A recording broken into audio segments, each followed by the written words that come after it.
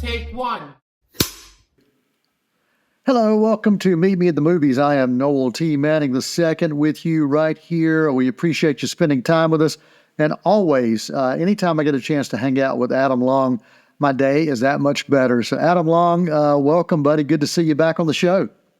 I'm glad to be back. You'll notice that my movies are not behind me as they normally are in my little makeshift office, as it were. I'm in transit. I am moving to a new home. So my sister loaned me the use of her home. So you'll see a makeshift curtain in the background. I'm going to go ahead and just be honest about that and transparent that I'm in the process of moving a lot of movies, but we'll get there, folks. We'll get there. Well, we'll give a shout out to your sister. What's your sister's name? We'll give her special thanks. Erin Long. That's my sister. We're close. Special thank you to her for allowing that tie-dye curtain to be in our show today. So, yes. Man, we're going to be talking about a legendary figure, Gene Hackman, such an amazing legacy of film, the career. He's timeless. I think when I look at his work, Adam, I think there's complexity to it. There's human characters across multiple genres. And you think about his career, 6 different decades we saw him on screen in some form or fashion, 2 Academy Awards, and really multiple iconic performances. So I'm glad we're going to get a chance to talk about Gene Hackman, that legend. And we both got our list of some films we want to chat about. Before we dive into that, I'd love for you to tell me about your first memory of seeing Hackman on screen, either the big screen or the small screen. Well, I must say it was the small screen, if memory serves me correct. And that would have probably been circa 1974 or 5, because, full confession, I was born in 1970, so, I'm getting up there. But the Poseidon Adventure, I think, debuted on ABC in late 1974, if I'm not mistaken. And it was one of those annual rituals, kind of like The Wizard of Oz back in the day before home video. You could ABC would run it in a 2.5-hour time slot, and or maybe it was a 3-hour time slot, because that's a pretty lengthy movie. It's like an hour and 55 minutes. So to get it all with all the commercials, it might have been close to. But I remember, if memory serves, it was 2.5-hour time slot, and just a fantastic performance. And I just really took note of him as the preacher who leads them all to. When the ship capsizes, he leads them to the bottom of the ship. Everything's topsy-turvy, and spoiler alert, he doesn't make it to the very end of the movie. He's not one of the survivors.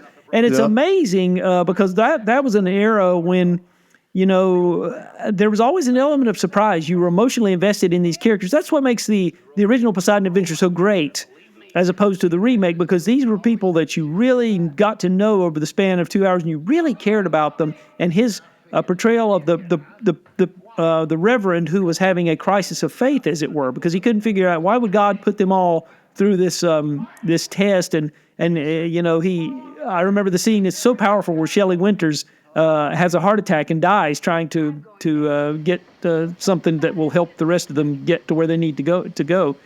And she has a heart attack, and he's like, "Why did you take this woman? Why did you do it?" And he's just like shouting at the heavens, and he's like, "Why don't you take me?" And he's just like such a powerful. And he's just and he's arguing at the beginning of the movie. He's debating another minister about God's ways, and there's a whole. And so it just really a lot of intelligence. He was just such a commanding presence in the Poseidon Adventure, and so that was. And from there, I was off to the races where his career was concerned from there on. So. Yeah, and Poseidon was one of those early ones for me, but as I looked back through the filmography, I realized the first time I watched him, saw anything with him on screen was also and edited for TV. It was one of those movie of the weeks. So they would take these popular films and turn them into a movie of the week and show them on network TV. And this would have been about in the mid-'70s as well, because the film was Night Moves from 1975, and I'm not sure when it actually showed up on TV, but I just remember being drawn to it because with my grandmother, when I'd visit her, she would always watch these crime procedural dramas of the week, like Cannon, Mannix, McCloud, the Macmillan and Wife. I mean, all of those kinds of Mannix, all those kinds of shows. So I was kind of drawn to private eye and detective series, kind of that, also film noir action dramas. Those always spoke to me, Adam. And so when I went back, I'm like, yes, I remember watching Hackman in Night Moves. And I went back, I'm like, yeah, there was just something about him. He just really felt authentic within all of his roles. And I knew that there was something I liked about this actor. So Night Moves was really my first experience of seeing Hackman on either screen, for sure. Yeah, what a terrific movie. That's a great one, directed by Arthur Penn, who made Bonnie and Clyde, and he's also in that. Yes. So to take it back around, they had a Absolutely. working relationship. Yeah, that's a Absolutely. terrific movie. Getting ready to come out in 4K from Criterion just in a month or two, just There coincidentally. you go.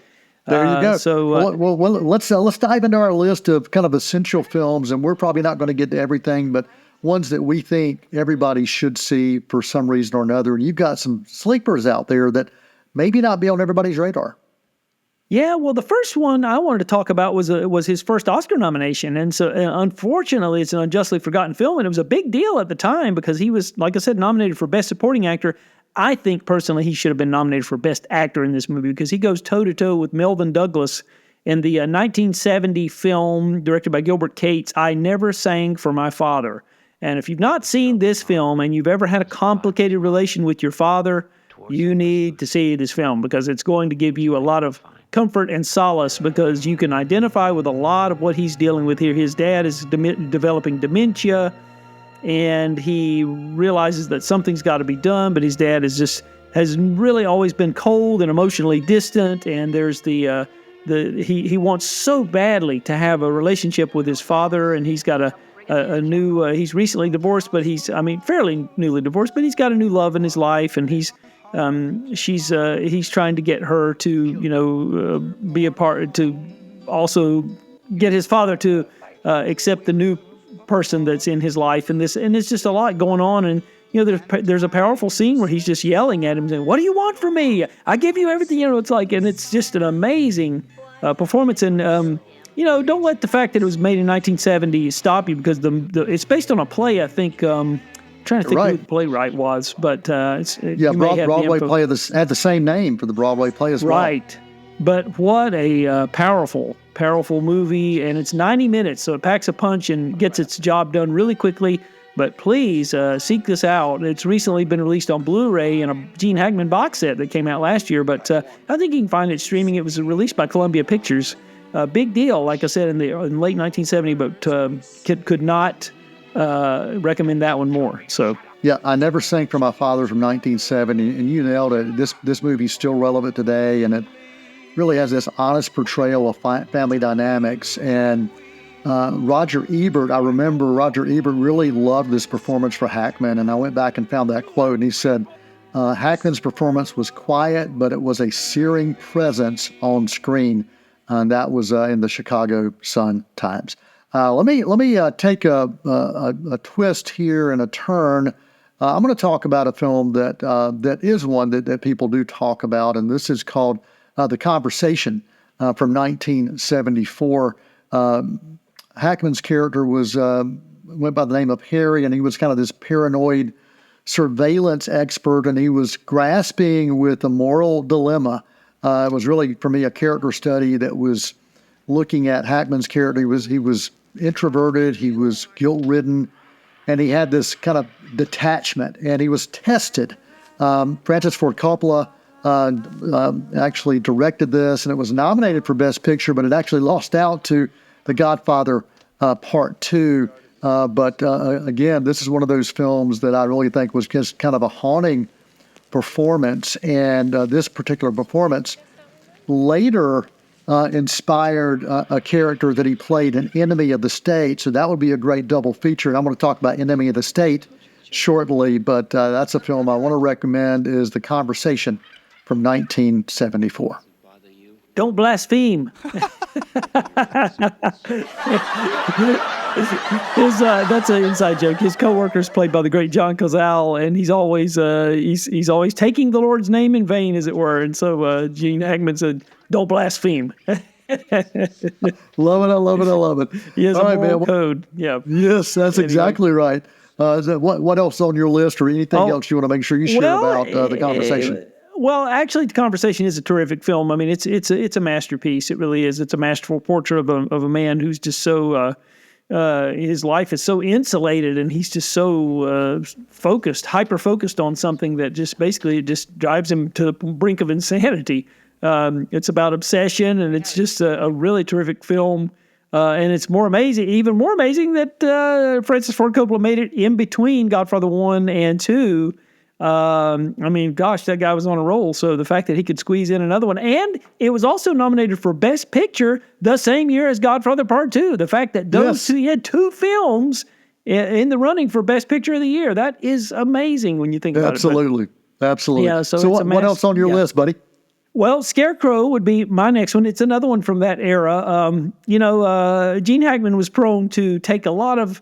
He caught a little flack for after he won the Oscar for the French Connection, which again a well-deserved Oscar for that, directed by William Friedkin in 1971. And he was taking a lot of more commercial films, because he was a Depression era guy. He didn't have a lot of money. A lot of years he struggled. He didn't get his career going until he was in his 40s.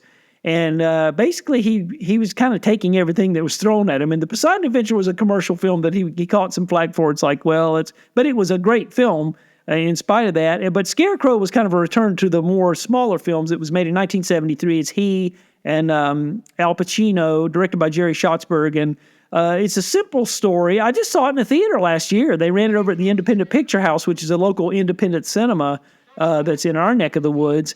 And so I was able to see it I'd seen it at home, but I'd never seen it in a theater. And the place was very well attended for that screening, and everybody loved it that saw it. It's about two guys. They're both drifters, Al Pacino and Gene Hackman, and they meet each other on the road, and they come up with this dream to open up a car wash. And it's about their misadventures as they hit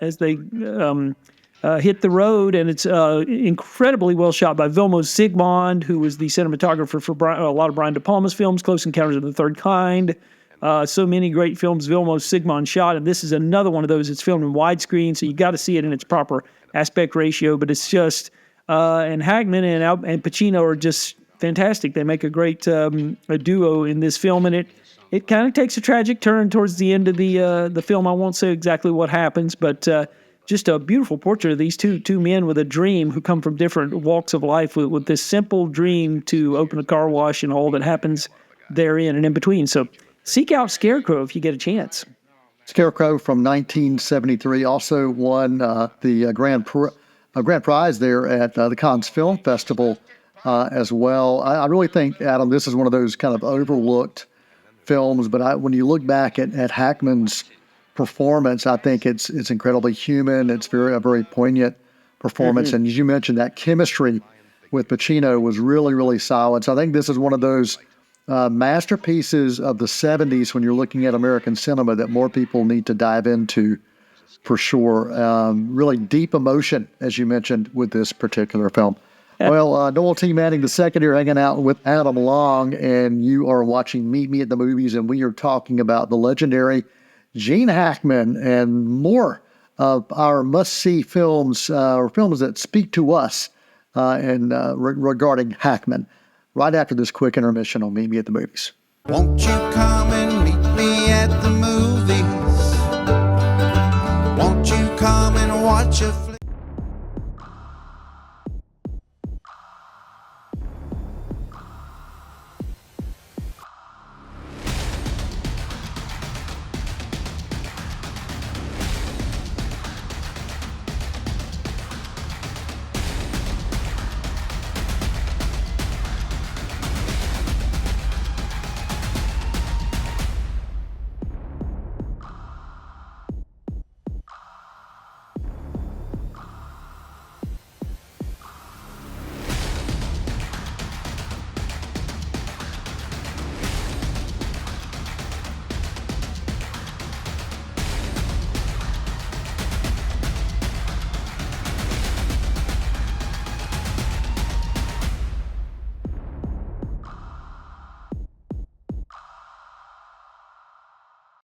Hi, I'm Nikki Bliss Carroll, your host for Cleveland Connections, the show that explores what's happening at Cleveland Community College.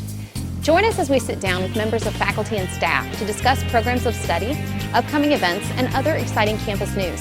We'll have a new show for you each month on C19 TV, or you can stream us online at c19.tv. Tune in and connect with Cleveland Community College on Cleveland Connections. Won't you come and meet me at the movies?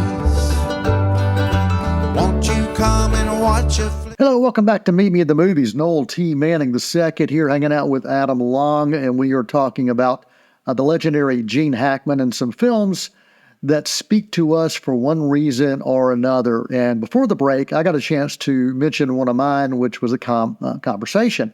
And I said it would make a great double feature with this film from 1998 called Enemy of the State. And in this particular film, Hackman stars as Edward Lyle, who is a former intelligence agent who turns into this kind of hermit. He's a recluse, and he just doesn't really want anything to do with the world around him. And he's paranoid, but yet he's this brilliant, former NSA operative. I'll get it out.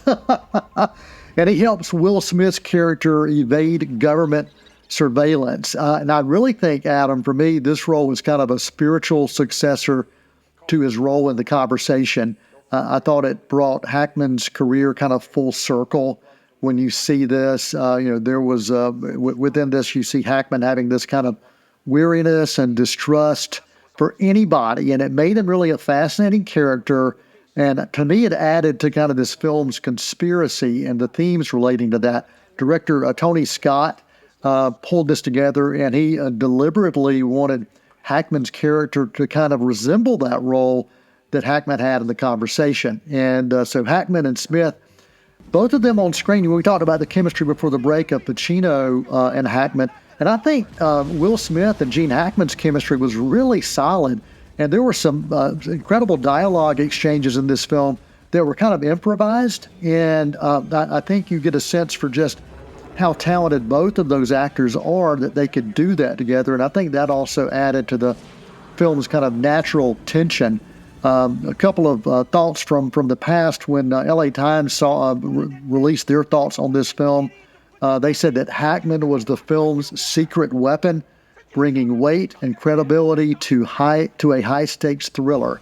That was from the LA Times. And it also, for me, I think it helped introduce Hackman to a new generation of audience, and I think it still proved that Hackman can command the screen even as late as the 1990s. It is still, to me, the film Enemy of the State, still relevant. The themes of government and government surveillance and personal privacy, do those things even matter? It's even more relevant today. So I wanted to make sure I shared my thoughts there with Hackman and Enemy of the State. Yeah, very good. I'm glad you did. That is a good one.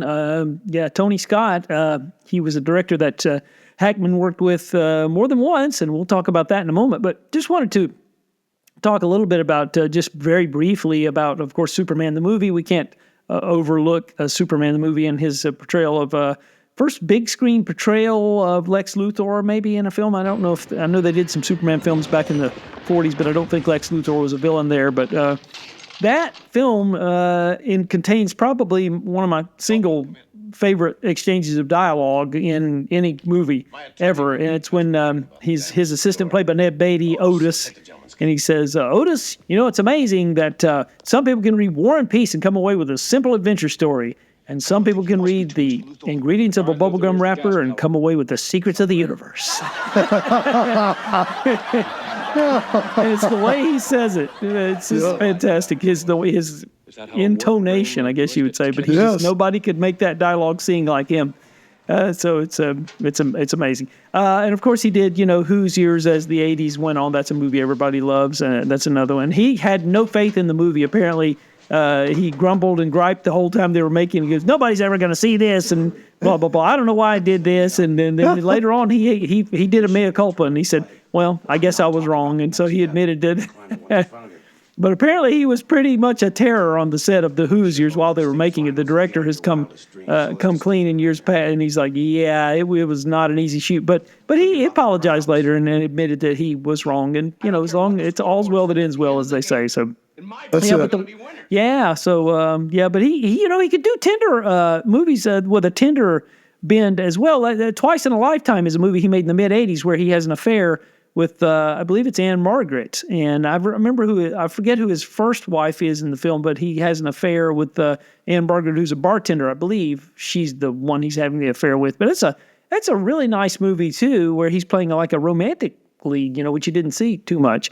But yeah, The Crimson Tide, I'll hurry up and get to it, is directed by Tony Scott. That also is another collaboration, and that's him going toe-to-toe with one of our greatest modern actors that we know now, Denzel Washington. And it's just amazing piece of work where two men who are in control of a submarine, he's second in command, and Gene Hackman is first in command, Denzel's second in command, and they basically get a message that's intercepted that basically they can't determine whether they're supposed to launch a nuclear missile or not.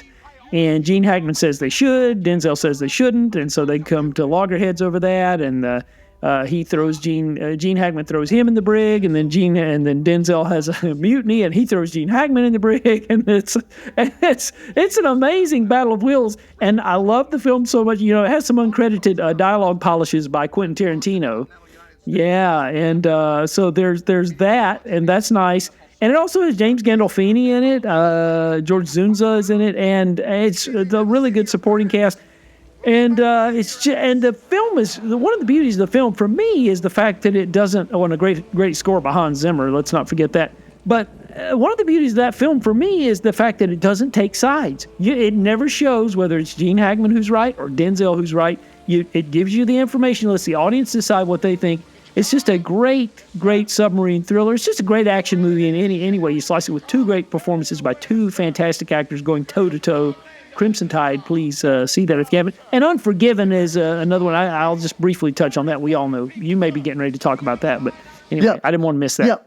Yeah, I'll make sure I mention that. But I do want to say, as we mentioned with Tony Scott's film previously, Enemy of the State, also in Crimson Tide, there were moments that Denzel and Hackman had a kind of a loose script, but they were allowed to kind of improvise those scenes, knowing what the end game was, and it proved so perfect on screen. Unforgiven from '92, definitely on my list.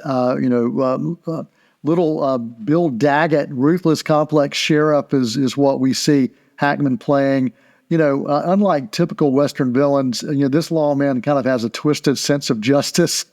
He's a brutal enforcer, and yet he's a hero in his own story. The final confrontation between Clint Eastwood and this character, really an unforgettable showdown. Hackman initially turned down the role because he thought it was too violent, but Eastwood convinced him to take it. The film did win 4 Academy Awards, including Best Picture and Best Director for Eastwood. And Hackman, of course, got his second Oscar, this time for Best Supporting Actor. The Hollywood Reporter called this one of the most, here's their quote, one of the best antagonists in Western film history. I think this helped kind of redefine the Western genre of that time, because it showed lawmen as kind of these deeply flawed and sometimes worse than the outlaws they hunt. And I think that was something that this film helped to show. And Hackman's performance here, I think really cited as a major reason that this film was so successful and why it continues to have this lasting impact. Yeah, you sum it up well. I mean, it is a terrific one. And my son is a huge fan of this movie. When I passed on he had heard the story, the unfortunate news of Gene Hackman's passing, and he said, "Well, Dad, I guess I'm going to be watching Unforgiven tonight." Yeah. And I said, "Yeah." It's great, not just for the generation that you and I grew up in, but the generation that's coming up. They're appreciating this film as well, so it's standing the test of time. Well, let me just throw out a few out there that I think people should check out. Young Frankenstein, just for checking out the blind hermit who wants to unwittingly torment a monster. Hackman's comedic turn here was just wonderful. It wasn't a huge role for him, but it was one that stands out. Mel Brooks really did a nice job with that. French Connection, of course, from 1971, one that people should watch. And then Bonnie and Clyde, which you had mentioned earlier in the show, from 67. And then, of course, Mississippi Burning from 88. Those are just some that I wanted to mention that people should check out if they get a chance. Yeah, I'm glad you brought all those up. Those were some that were on the tip of my tongue, and I just was having a senior moment there. But yeah, those are all fantastic fantastic performances. I mean, it's really kind of sad. It was sad to hear of his passing, obviously. But, I think I had been mourning that loss for a long time because, once he retired from the screen, that was a loss that I had been mourning for about 20 years. So, his passing was kind of an unfortunate footnote to some sad feelings I'd already had because I didn't think we were ever going to get and win. As it turned out, we didn't. And he went out, and, I hate that he went out on Welcome to Mooseport, which of all the films he could have ended his career on, I think he maybe should have chosen something besides that, but whatever. It was his life and his career, so he chose to he did it his way, as they said. So Yeah, well, you think about his awards and his recognitions. He got 2 Oscars, 5 nominations for Oscars over the course of his career. He got Golden Globe wins, 2 of those for The French Connection and The Unforgiven, and also had a nomination for Mississippi Burning. For a Golden Globe, and then for BAFTA, he also got a French Connection win from the British Academy Awards, and 2 nominations, 2 additional nominations from BAFTAs as well for The Conversation and Mississippi Burning. So, yeah, just you look at that career, it's just amazing. I think he really remains really an incredibly influential filmmaker, worthy of study, worthy of revisiting. And I'm just so thankful that we get a chance today to celebrate the life and legacy and the films of Gene Hackman, a movie star, an actor, and one that is an every man's actor for sure. 30 seconds. Any final thoughts or comments, Adam, you want to make sure you share? Well, just any of the films that we have mentioned, I would say people need to seek them out. If you're not familiar with Gene Hackman's work, I mean, he never hit a false note. He never, he brought his A game to every movie, even though some of the scripts were lesser than his talents. He always brought his A game to the project, and so that is something that we don't necessarily see as much these days. Not like we did. And the character and the kind of actor, right quick, that he came from the background of people who actually had lived a life before they became, he had done odd jobs and had been out there. A lot of people who are in today's generation of actors, they haven't lived that life, and it shows. So. Celebrating Gene Hackman right here on Meet Me at the Movies. Adam Long, thanks for joining us. Appreciate you, buddy. Always good to see you. I always love your insight, your thoughts, and just your friendship. And for everyone who spends time out of their day to watch us, we thank you as well. So for the entire cast and crew and for Adam Long, I'm Noel T. Manning II for Meet Me at the Movies. And for this week, that is a wrap.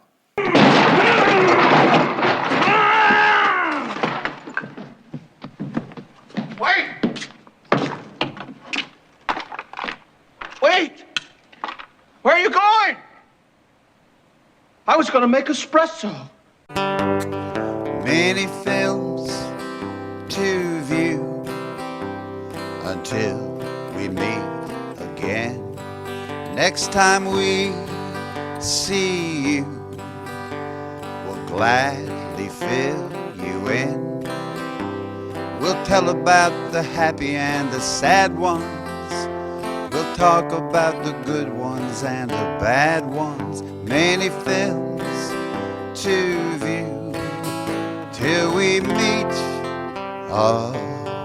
again.